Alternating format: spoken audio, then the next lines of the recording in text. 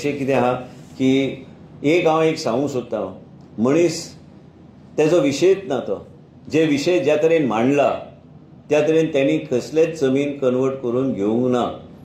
Chief secretary has not converted a single inch of land in the state of Goa. आणि as far as the chief secretary is concern is a excellent human being and a good officer. केन्ना केन्ना malicious campaign कोणतरी तेजे against चलयता that is not acceptable.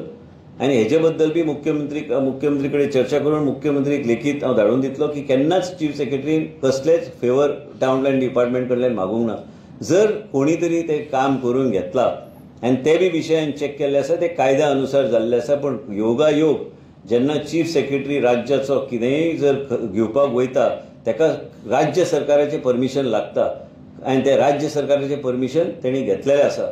And म्हाका खात्री आहा की हे सगळे गोष्टी when any government officer has to procure or purchase land, he needs government permission and he has taken government permission. So when he has purchased that is his personal domain, but he is an excellent officer. I am on record that he has not taken a single favor from the town and country planning department. Malicious campaign and maligning somebody, you can write letters to where you want, but you should not malign somebody's name when he has not done anything wrong.